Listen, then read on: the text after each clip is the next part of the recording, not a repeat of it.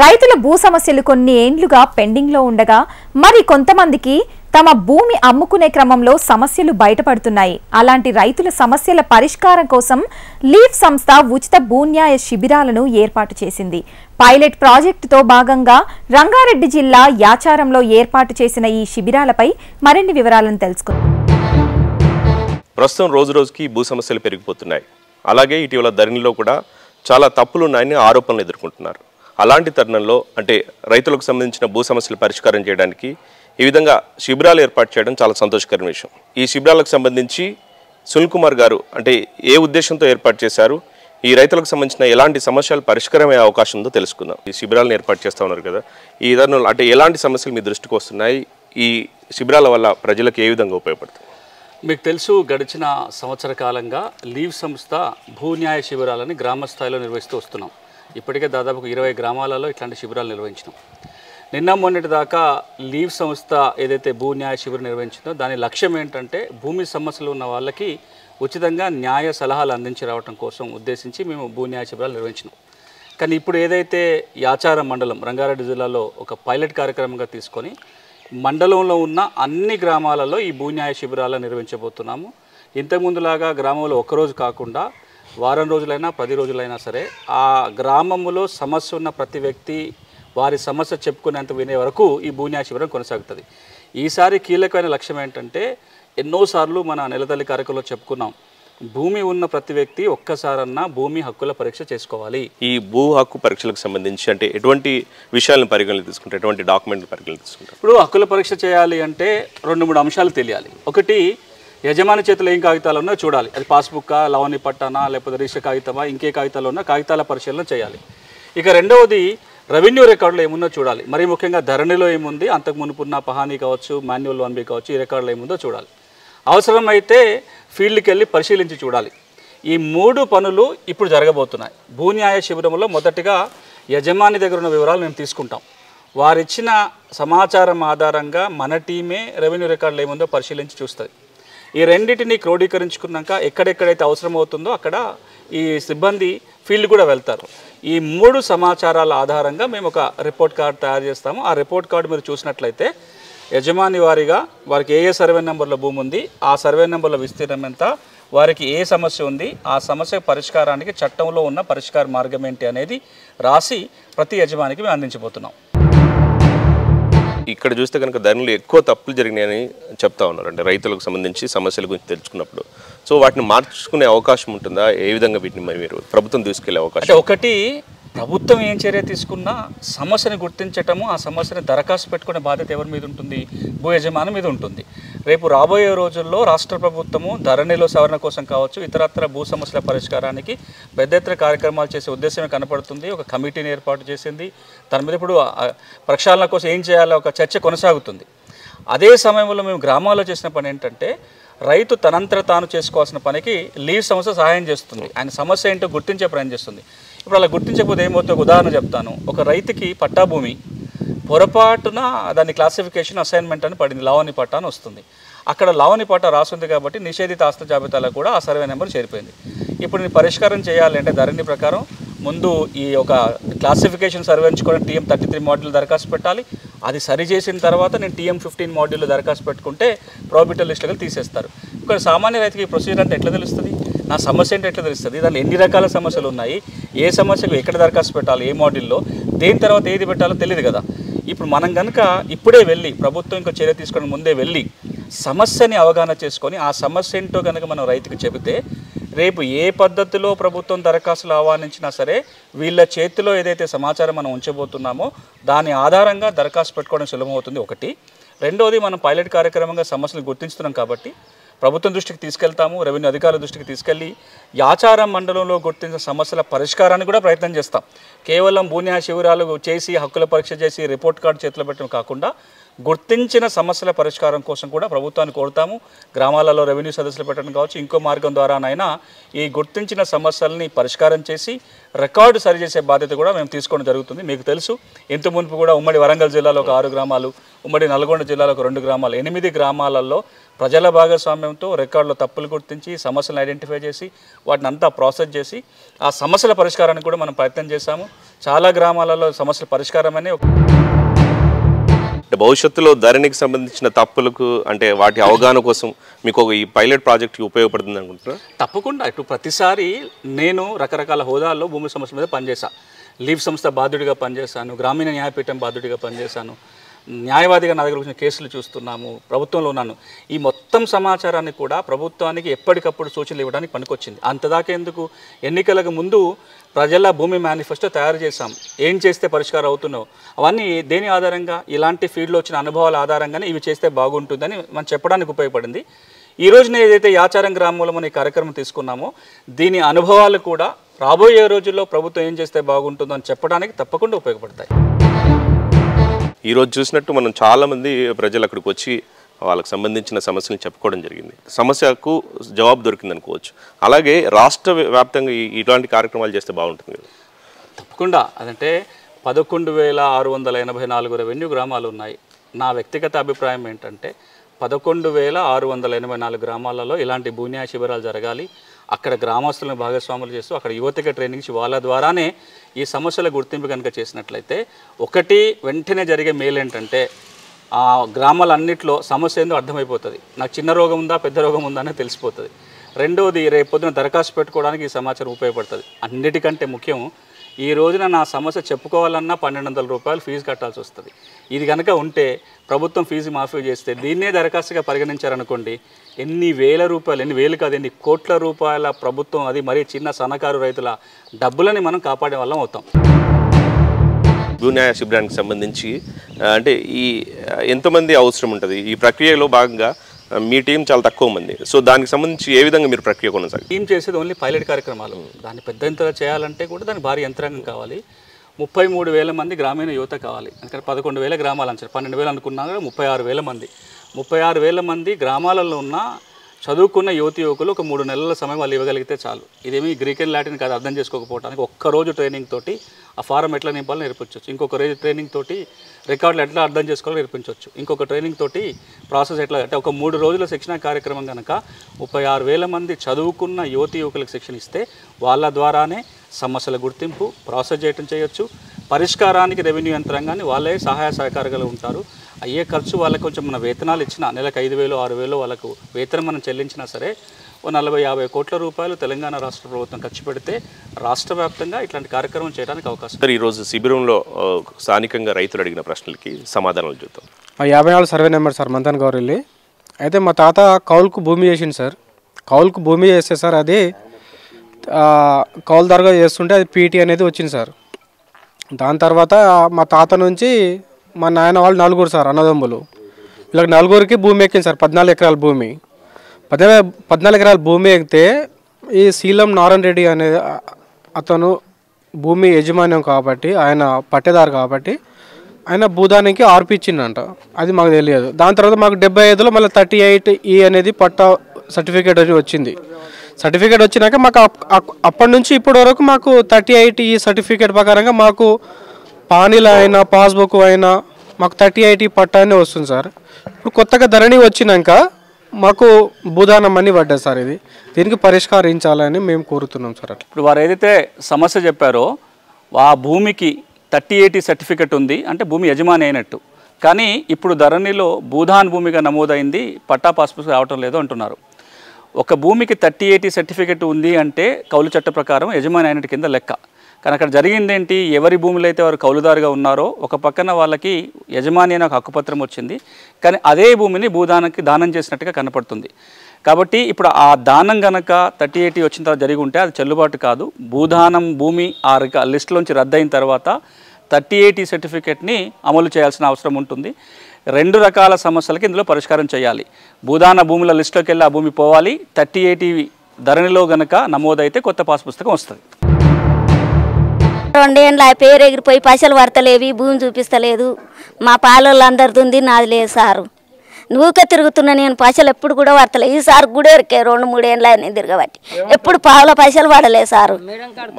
Madam కాడికి పోతే ఎప్పుడు నీకు అప్పుడు కాకుండా కాగితాలు చూసేది పక్కకు పడేసి సార్ నెంబర్ చదివేది పక్కకు పడేసి పోయేది. ఆ సార్ను కూడా అడుగు సార్ ఎమ్మడే ఉండడు ఆయన. ఇప్పుడు వీరు చెప్తున్నది ఏంటంటే భూమి ఉంది, పాత పాస్ పుస్తకాలు ఉన్నాయి, కొత్త పుస్తకం కూడా వచ్చింది. ఎందుకంటే 2 సార్లు రైతు బంధు వచ్చింది అన్నారంటే రైతు బంధు వచ్చింది అంటే పాస్బుక్ ఉన్నట్టు కింద అర్థం. కానీ మరి పాస్ పుస్తకం వచ్చి ధరణిలో నమోదైన తర్వాత ఎందుకు రికార్డు నుంచి మాయమైందో తెలియదు, వేరే వాళ్ళ పేర్లు వస్తున్నాయి. ఇది మనం ఎక్కువగా వింటున్న సమస్య. ఒక పక్కన ప్రభుత్వం ఏమంటుందంటే ధరణిలో యజమాని పేరు నమోదైన తర్వాత యజమాని యొక్క అనుమతి లేకుండా, వాళ్ళ బయోమెట్రిక్ అథెంటికేషన్ లేకుండా భూమి ఎవరి పేరు మీద మార్చడానికి అవకాశమే వ్యవస్థ లేదు అంటుంది. కానీ చాలా చోట్ల ఇట్లా రికార్డు మారిపోయి వేరే వాళ్ళ పేర్లు ఎక్కింది.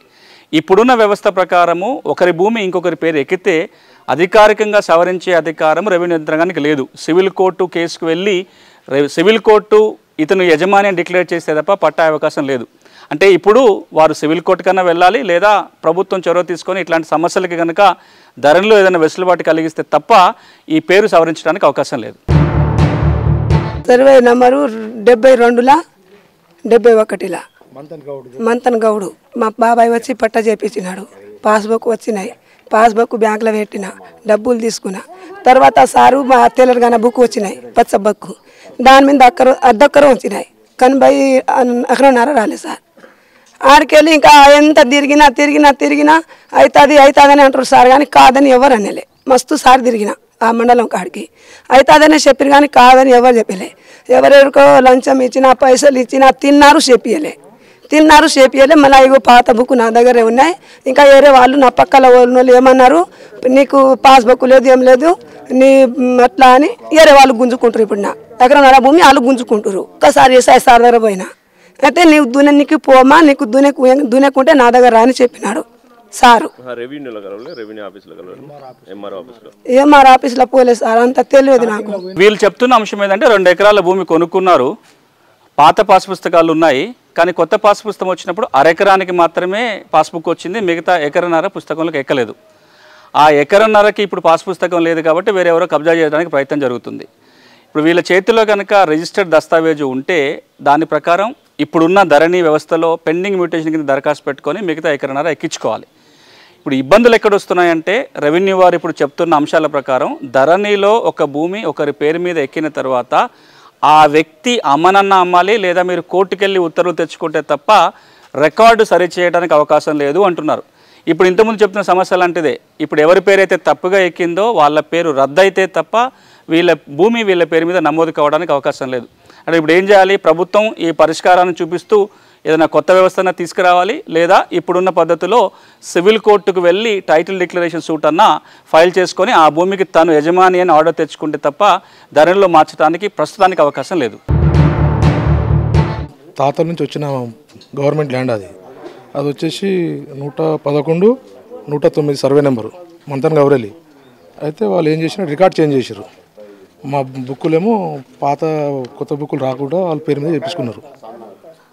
లవణ్య పట్ట ఆ చేయించుకున్న ఎవరు గవర్నమెంట్ ఎంప్లాయీ భార్య, టీచర్ ఆయన, వాళ్ళ భార్య పేరు మీద ఉంది. ఇది 5 ఎకరాలు సార్ గవర్నమెంట్ ల్యాండ్, అన్ని పేపర్లు అన్ని రికార్డ్ చేంజ్ చేశారు. మరి వీళ్ళు చెప్తున్నది ఏంటంటే ప్రభుత్వం ఇచ్చిన భూమి లవణ్య పట్ట వారసత్వంగా వీళ్ళకి సంక్రమించింది, కానీ ఇదే భూమికి వేరే వాళ్ళకి పట్టాలు అయిపోయినాయి. ఈ చిక్కులు చాలా ఉన్నాయి. తెలంగాణ రాష్ట్రంలో దాదాపుగా 24 లక్షల ఎకరాల అసైన్మెంట్ భూమి ఉంది. ఒక పక్కన ఈ భూములు అన్యాక్రాంతం అంశం పక్కన పెడితే, వాటి అమ్ముకోవాలని హక్కులు ఇంకో పక్కన వస్తున్న ఆ అమ్మే హక్కు కావాలని అడుగుతున్న అంశాలు పక్కన పెడితే, ఎవరైతే అనుభవిస్తున్నారో తరతరాలుగా ఆ భూములు అనుభవించే వాళ్ళకి రికార్డులో మ్యూటేషన్ చేయాలి, వారసుల పేరు మీద పాస్ పుస్తకాలు రావాలి. అట్లా రావట్లేదు కాబట్టి పుస్తకాలు ఇవ్వండి అని ప్రభుత్వం ప్రత్యేకంగా ఆదేశాలు ఇచ్చింది. ధరణిలో మాడ్యూల్ ఉంది. అయినా కానీ రకరకాల కారణాలతోటి ఈ లవణి పట్టాలకి వారసుల పేరు మీద పాస్ పుస్తకం రావట్లేదు, అదొకటి. కానీ వీరు చెప్తున్నది ఏంటంటే ఆ భూమి ఇప్పటికే వేరే వాళ్ళ పేరు మీద నమోదైంది కాబట్టి దీనికి తహసీల్దార్కి అధికారం ఉంటుంది, లవణి పట్టా కాబట్టి సరిచేసి రికార్డులో ఎక్కించవచ్చు. నా పేరు కరంతోటి మోహన్, మాది మంతన్ గౌరెల్లి విలేజ్. మాకు 2007లో కాంగ్రెస్ ప్రభుత్వము భూమి ఇనాం ఇచ్చింది. అయితే ఇప్పుడు ఏమైందంటేనా కబ్జాలో మేమే ఉన్నాం. అప్పటి 2007 నుంచి ధరణి వచ్చినప్పటి నుంచి అది ఎక్సెస్ ల్యాండ్ అయిందని ఆపేసిర్రు. ఇప్పుడు ప్రజెంట్ ఏమైంది, పాస్బుక్ ఉంది, టైటిల్ ఉంది, అన్నీ ఉన్నాయి, కబ్జాలో మేమే దున్నుతున్నాం. ఇప్పుడు ఎక్సెస్ ల్యాండ్ అయిందని వేరే ఊరు వాళ్ళు మా మండల సంబంధం లేకున్నా వేరే మండలం వాళ్ళకు ఏమో ఇక్కడ పాస్బుక్ ఇవ్వడం జరుగుతుంది. మాకు అన్నీ ఉంది, టైటిల్ ఉంది, పాస్బుక్ ఉంది. కానీ నేను కాంగ్రెస్ ప్రభుత్వంలో ఉండడం ఒకటి తప్పనేసి మాకు ఆపేసారు వాళ్ళు, ఆ ప్రభుత్వం రానివ్వట్లేదు ఇక్కడ. అంటే నేను కబ్జాలో నేనే ఉన్నా, నేనే దున్నుకుంటున్నా, కానీ పట్టా మాత్రం వేరే వాళ్ళకి ఇచ్చారు. వాళ్ళు మా ఊరు కాదు, మా మండలం కాదు, అసలు మా రెవెన్యూ కాదు వాళ్ళది. వీరు చెప్తున్న అంశం 2007లో భూ పంపిణీ కార్యక్రమంలో భాగంగా భూమి వచ్చింది, కానీ కొత్త పాస్ పుస్తకం జారీ కాలేదు. ఇంతకుముందు చెప్పినట్టే అసైన్మెంట్ భూములు ఇచ్చారు, అనుభవంలో ఉంది, కానీ కొత్త పుస్తకాలు రాలేదు. చాలా వరకు అసైన్మెంట్ భూములకు సంబంధించి కొత్త పాస్ పుస్తకాలు రాలేదన్న సమస్యలు ఉన్నాయి. ఎవరెవరైతే అసైన్మెంట్ పట్టాదారులై ఉండి అనుభవంలో ఉన్నారో వాళ్ళందరినీ ఇప్పుడు గుర్తించైనా ప్రభుత్వం కొత్త పాస్ పుస్తకాలు జారీ చేయాల్సి ఉంటుంది. మా తాతల కాలం నుండి మేము భూమిలో కబ్జాలో ఉంటున్నాం సార్. అయితే ఆ సర్వే నెంబర్లో 13 ఎకరాల ల్యాండ్ సార్ మొత్తం అది. అయితే 13 ఎకరాల ల్యాండ్లో 6.5 ఎకరాలు వాళ్ళు ఉంటారు, 6.5 ఎకరాలు మేము ఉంటాం. అయితే మా తాతలకు తండ్రులకు అంత అవగాహన తెలివి లేక వాళ్ళు ఏదైతే కాస్తులు వస్తున్నారో ఆ కాస్తులనే వస్తున్నారు తప్పితే కానీ దాన్ని ఆర్ఓఆర్ చేయించుకోవాలి, ఇట్లా పట్టా చేయించుకోవాలని తెలియదు, చేయించుకోలేదు, దున్నుకుంటారు, పండించుకుంటారు, తింటారు, ఉంటున్నారు సార్. ఆ తర్వాత ఏమైందంటే ఎవరైతే మిగతా 6.5 ఎకరాల కాస్తులు ఉన్నారో వాళ్ళు కొంచెం తెలిసి తిరిగి వాళ్ళ 6.5తో పాటు మా 6.5 ఎకరాలు కూడా చిన్న మెల్లమెల్ల చేసుకుంటూ పోయారు సార్. ఇప్పుడు మేము కబ్జాలనే ఉన్నాం తప్పితే కానీ మాకు పాస్బుక్ లేదు, ఏది లేదు. మన కాసరా పానీ నుండి మా తాతలు ఉన్నారు, అందులో ఉన్నారు, కబ్జాలో కాస్తులో ఉన్నారు, కాస్తులు వస్తుంది. వీళ్ళు ఎట్లయితే పట్టా చేయించుకుంటున్నారో అట్లా మాది కాస్తు కట్ అవుతుంది, తగ్గిపోతుంది. లాస్ట్కి వచ్చేసరికి 0 అయిపోయినాం సార్. వీళ్ళు చెప్తున్నది ఏంది, 2 వాటాలుగా ఉంది, 6.5 ఎకరాలు 6.5 ఎకరాలు కొనుగోలు చేశారు. సాదా బైనామా కొనుగోలు కేవలం కబ్జా కాలంలో, సాగుదారు కాలంలో మాత్రమే పేరుంది. అందులో ఒక వాటాదారు తన 6.5 ఎకరాలకి పట్టా చేయించుకోవటమే కాకుండా వీరి అనుభవంలో ఉన్న 6.5 ఎకరాలకు కూడా పట్టాలు చేయించుకుంటూ వచ్చారు. అంటే ఈ 6.5 ఎకరాలకు కూడా ఇంకొకరికి పట్టా వచ్చింది, అది రద్దయింది. అది రద్దు చేస్తే తప్ప వీరి పేరు పట్టా రాదు.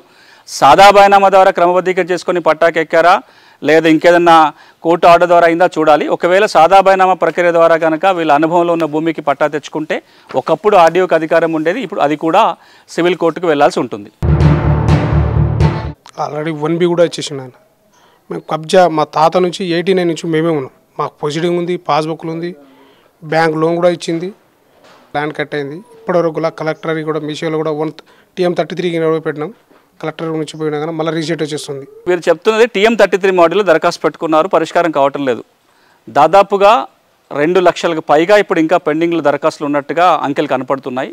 ఈ TM33లో ఉన్న చాలా దరఖాస్తులు CCLA స్థాయి వరకు రావాల్సి ఉంటుంది. చీఫ్ కమిషనర్ ల్యాండ్ అడ్మినిస్ట్రేషన్ స్థాయిలో అనుమతి ఉంటే తప్ప పరిష్కారం కావటం లేదు.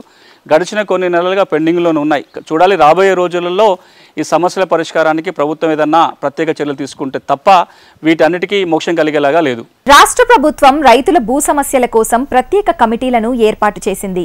అందులో ధరణిపై ప్రత్యేక దృష్టిని సాధించింది. అలాగే రైతుల సమస్యలను తెలుసుకోవటానికి లీఫ్ సంస్థ చేస్తున్న ఈ భూ న్యాయ శిబిరాల పైలట్ ప్రాజెక్టు ద్వారా భూ సమస్యలు తెలుసుకోవటానికి వేదికగా ఉంటుందని ధరణి కమిటీ సభ్యులు కోదండరెడ్డి అన్నారు. లక్షల ఎకరాలు, వేల కుటుంబాల భూములు వాళ్ళకు హక్కుండగా కూడా వాళ్ళు సేద్యం చేస్తున్నప్పటికీ వాళ్ళకి హక్కు పత్రాలు రాలే. ఇది గ్రామాలలో ప్రధానంగా రైతులు వ్యవసాయం మీదనే ఆధారపడి భూమి హక్కు తనకు లేదన్నప్పుడు చాలా ఆవేదన పడతాడు. నేను తాతలు ముత్తాతల నుంచి వ్యవసాయం చేస్తున్నా, నేను దీనికి ఎరువులు వేసినా, దున్నినా, పంటలు పండిస్తున్నా, గతంలో నాకు పట్టాదారు పాస్ పుస్తకం ఉంది, అది కూడా రెవెన్యూ వాళ్ళు ఇచ్చిందే, ఎందుకు నా పేరు నిషేధిత జాబితాలో పెట్టిండ్రు, ఎందుకు నాకు హక్కు పత్రం రాలేదు అనేది పెద్ద ప్రశ్న. అయితే దీనికి కాంగ్రెస్ పార్టీ అధికారానికి వచ్చిన తర్వాత, అధికారానికి రాకముందు కూడా గతంలో 10 సంవత్సరాలలో దాదాపు 2018 నుంచి సమస్య అన్ని గ్రామాలలో ఉన్నది.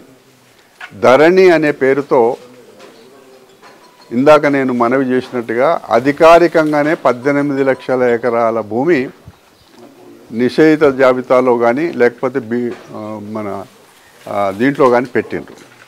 అనధికారికంగా చూస్తే మొదటి నుంచి కూడా మాకు 23 లక్షల ఎకరాల భూమి వాళ్ళకి హక్కు పత్రాలు రాలేదు అనేది మాకు సమాచారం. అయితే సరే, మొదటి నుంచి కూడా కాంగ్రెస్ పార్టీ ఈ సమస్యను, ధరణి సమస్యను రాజకీయం ఎప్పుడు చేయలే. మన యాచారం మండలంలో కానీ, రంగారెడ్డి జిల్లాలో కానీ పట్టా భూములు ఉన్నాయి, భూదాన భూములు ఉన్నాయి. ఇందిరాగాంధీ ఆ రోజు భూస్వాముల దగ్గర భూములు తీసుకొని పంచిపెట్టిన భూములు ఉన్నాయి. 2004లో అధికారానికి వచ్చిన కాంగ్రెస్ పార్టీ రాజశేఖర రెడ్డి గారి టైంలో రెవెన్యూ సదస్సుల ద్వారా ఎవరైతే భూమి మీద కబ్జా ఉన్నారో వాళ్ళకందరూ కూడా పట్టా కాగితాలు ఇచ్చిండ్రు. అనేక కార్యక్రమాలు 2004 నుంచి 2014 వరకు కాంగ్రెస్ ఎప్పుడెప్పుడు అధికారానికి వస్తాయి అప్పుడప్పుడు రాష్ట్రంలో కానీ దేశంలో కానీ అనేక సంస్కరణలు తీసుకొచ్చిండ్రు. ఆ సంస్కరణలో భాగంగా నిజంగా మనం అందరం కూడా ఈ రోజులలో ఏదైనా అవసరం ఉంటే నాకేమిస్తావని అడుగుతారు. కానీ ఈ సంస్థ, ఈ లీవ్ సంస్థ చాలా కాలంగా మరీ పర్టికులర్గా భూములపైన మీ హక్కులు కాపాడడానికి వాళ్ళు చేస్తున్న కృషి, దీన్ని ప్రభుత్వం గ్రహించింది కాబట్టే సరైన వ్యవస్థ అనే వారికి ఒక బాధ్యత పెట్టింది. ఇదొక మోడల్గా యాచారం మండలంలో ఏదైతే ఏ విధంగానైతే మంతన్ గౌరేలుని గుర్తించిండ్రో ఆ రకంగా ఇక్కడ వచ్చిన తర్వాత తెలిసిపోతుంది మొత్తం దాదాపుగా భూ సమస్యలు ఏ విధంగా ఉన్నాయనేది. దీని తర్వాత అవసరమైతే రాష్ట్రంలో కూడా చేయడానికి ఆస్కారం ఉంటుంది. మొదలైతే మనకు రోగం ఎక్కడుందో తెలవాలి కదా. అందువల్ల గతంలో ఏ విధంగానైతే ఆ 6-7 సంవత్సరాలలో భూ రికార్డుల ప్రక్షాళన పేరుతో చేసిన ఆ చెడ్డ పని, ఆ రోజు తీసుకున్న నిర్ణయం ధరణి అనే పేరు పెట్టి, ఇది కూడా ఇంకొక మాట ఇంక అడుగుపెట్టి ముందుకు పోవాలంటే మన హక్కు భూమి. ఈ మన హక్కు అంతా కూడా ఎవరికి అప్పచెప్పిండ్రు? రికార్డులు నిర్వహణ చేసేది ఇదివరకు పటేల్ పట్టేవారి వ్యవస్థ చూసినారు మీరు. తహసీల్ ఆఫీస్ ఇప్పుడు నిన్నటి మొన్నటి వరకు చూసినాం. మనం భూమి శిస్తు కట్టేవాళ్ళం, కనీసం మన భూమి మనకుందా అని చూసుకునేవాళ్ళం. కానీ ఇప్పుడు ఏమైంది? మన ప్రాణాలు, మన భూములు, మన హక్కులు, మన ఆధార్ కార్డు, మన బ్యాంక్ ఖాతా నెంబర్లు అన్నీ ఎవరి దగ్గర ఉన్నాయా అంటే ఒక విదేశీ కంపెనీ దగ్గర ఉన్నాయి. అవన్నీ కూడా గుర్తించి సునీల్ గారు లాంటి వాళ్ళు చాలామంది దీని విషయంలో పనిచేస్తున్నారు. ముఖ్యమంత్రి గారు దీని మూలాలు కనిపెట్టిండు. అందుకే మీరు అన్నట్టుగా ఒక మంతన్ గౌరీల్లో కాకుండా, ఒక యాచారం మండలి కాకుండా ఇంకా ఇతర జిల్లాలలో ఎక్కడెక్కడైతే ఉదాహరణకి అటవీ భూములు ఉన్నాయి, ఆ అటవీ భూములు ఎక్కడెక్కడ ఉన్నాయో అక్కడక్కడ పోయి భూదాన భూములు కానీ, అటవీ భూములు కానీ, లేకపోతే ఇంకో కొన్ని గ్రామాలలో ఇంకో విచిత్రమైన పరిస్థితి ఏంటంటే మెదక్ జిల్లాలో ఒక 2000 ఎకరాల భూమి వక్ భూమిగా రికార్డులో రాసిండు. అప్పటి వరకు తహసీల్దార్ రాసిండు ఇది పట్టా భూమి, వక్ భూమి కాదని. రాసినప్పటికి కూడా కలెక్టర్ దాన్ని నిషేధిత జాబితాలో పెట్టిండ్రు. ఎగ్జాంపుల్ చెప్తున్నా.